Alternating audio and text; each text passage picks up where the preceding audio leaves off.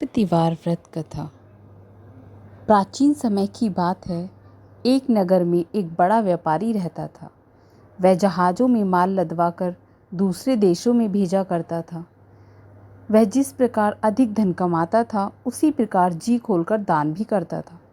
परंतु उसकी पत्नी अत्यंत कंजूस थी। वह किसी को एक दमड़ी भी नहीं देने देती थी। एक बार सेठ जब दूसरे देश व्यापार करने गया तो पीछे से बृहस्पति देव ने साधु वेश में उसकी पत्नी से भिक्षा मांगी। व्यापारी की पत्नी बृहस्पति देव से बोली, हे साधु महाराज, मैं इस दान और पुण्य से तंग आ गई हूँ। आप कोई ऐसा उपाय बताएं जिससे मेरा सारा धन नष्ट हो जाए और मैं आराम से रह सकूं। मैं यह धन लुटता हुआ नहीं देख सकती। बृहस्पति देव ने कहा, हे देवी, तुम बड़ी विचित्र हो। संतान और धन से कोई दुखी होता है? अगर अधिक धन है तो इसे शुभ कार्यों में लगाओ। कुंवारी कन्या का विवाह कराओ, विद्यालय और बाग बगीचों का निर्माण कराओ। ऐसे पुण्य कार्य करने से तुम्हारा लोक परलोक सार्थक हो सकता है। परंतु साधु की इन बातों से व्यापारी की पत्नी को खुशी नहीं हुई। उसने कहा, मुझे ऐसे धन की आवश्यकता नहीं जिसे मैं दान दूं। तब बृहस्पति देव बोले, यदि तुम्हारी ऐसी इच्छा है तो तुम एक उपाय करना।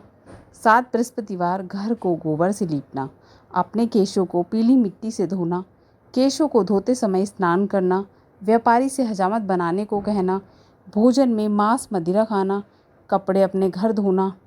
ऐसा करने से तुम्हारा सारा धन नष्ट हो जाएगा। इतना कहकर बृहस्पति देव अंतर्धान हो गए। व्यापारी की पत्नी ने बृहस्पति देव से के कहे अनुसार 7 बृहस्पतिवार वैसा ही करने का निश्चय किया। केवल 3 बृहस्पतिवार बीते थे कि उसी समस्त धन संपत्ति नष्ट हो गई। वह परलोक सिधार गई। जब व्यापारी वापस आया तो उसने देखा कि उसका सब कुछ नष्ट हो चुका है। उस व्यापारी ने अपनी पुत्री को सांत्वना दी और दूसरे नगर में जाकर बस गया। वहाँ वह जंगल में लकड़ी काट कर लाता और शहर में बेचता। इस तरह वह अपना जीवन व्यतीत करने लगा। एक दिन उसकी पुत्री ने दही खाने की इच्छा प्रकट की, लेकिन व्यापारी के पास दही खरीदने के पैसे नहीं थे। वह अपनी पुत्री को आश्वासन देकर जंगल में लकड़ी काटने चला गया। वहाँ एक वृक्ष के नीचे बैठ अपनी पूर्व दशा पर विचार कर रोने लगा। उस दिन बृहस्पतिवार था। तभी वहाँ बृहस्पति देव साधु के रूप में सेठ के पास आए और बोले, हे मनुष्य, तू इस जंगल में किस चिंता में बैठा है? तब व्यापारी बोला, हे महाराज, आप सब कुछ जानते हैं। इतना कहकर व्यापारी अपनी कहानी सुनाकर रो पड़ा। बृहस्पति देव बोले, देखो बेटा, तुम्हारी पत्नी ने बृहस्पति देव का अपमान किया था, इसी कारण तुम्हारा यह हाल हुआ है। लेकिन अब तुम किसी प्रकार की चिंता मत करो। तुम गुरुवार के दिन बृहस्पति देव का पाठ करो। 2 पैसे के चने और गुड़ को लेकर जल के लोटे में शक्कर डालकर वह अमृत व प्रसाद अपने परिवार के सदस्यों और कथा सुनने वालों में बांट दो। स्वयं भी प्रसाद और चरणामृत लो। भगवान तुम्हारा अवश्य कल्याण करेंगे। साधु की बात सुन व्यापारी बोला, महाराज, मुझे तो इतना भी नहीं बचता कि मैं अपनी पुत्री को दही लाकर दे सकूं। इस पर साधु जी बोले, तुम लकड़ियां शहर में बेचने जाना। तुम्हें लकड़ियों के दाम पहले से चौगुने मिलेंगे, जिससे तुम्हारे सारे कार्य सिद्ध हो जाएंगे। उसने लकड़ियां काटी और शहर में बेचने के लिए चल पड़ा। उसकी लकड़ियां अच्छे दाम में बिक गईं, जिससे उसने अपनी पुत्री के लिए दही लिया और गुरुवार की कथा हेतु चना गुड़ लेकर कथा की और प्रसाद बांटकर स्वयं भी खाया। उसी दिन से उसकी सभी कठिनाइयाँ दूर होने लगी। परंतु अगले बृहस्पतिवार को वह कथा करना भूल गया। अगले दिन वहाँ के राजा ने एक बड़े यज्ञ का आयोजन करा। पूरे नगर के लोगों को भोज का आयोजन किया। राजा की आज्ञा अनुसार पूरा नगर राजा के महल में भोज करने गया, लेकिन व्यापारी व उसकी पुत्री तनिक विलम्ब से पहुंचे। अतः उन दोनों को राजा ने महल में ले जाकर भोजन कराया। तब वे दोनों लौट कर आए। तब रानी ने देखा कि उसका खूंटी पर टंगा हार गायब है।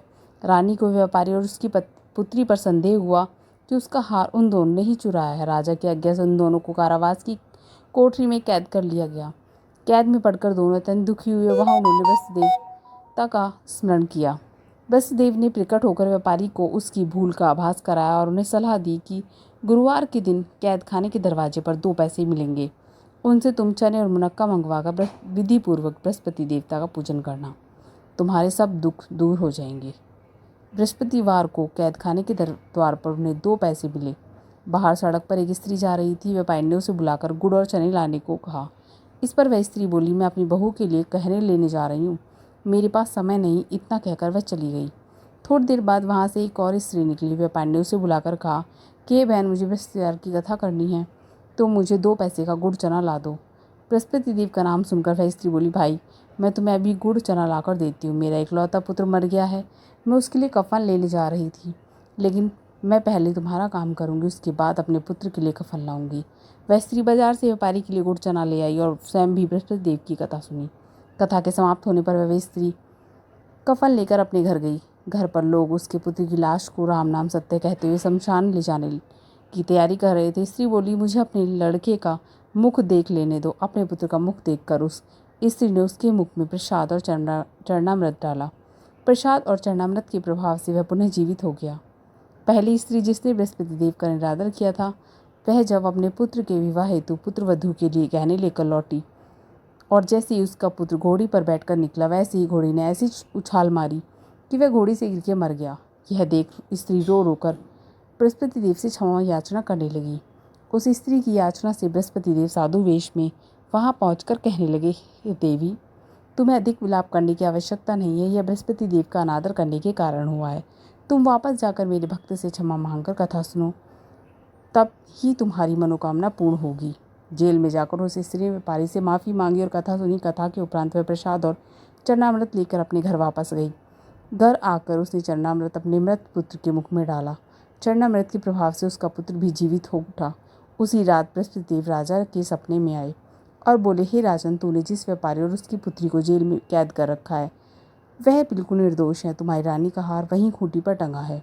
दिन निकला तो राजा रानी ने हार खूंटी पर लटका हुआ देखा। राजा ने उस व्यापारी और उसकी पुत्री को रिहा कर दिया और उन्हें आधा राज्य देकर उसकी पुत्री का विवाह उच्च कुल में करवाकर दहेज में हीरे जवाहरात दिए।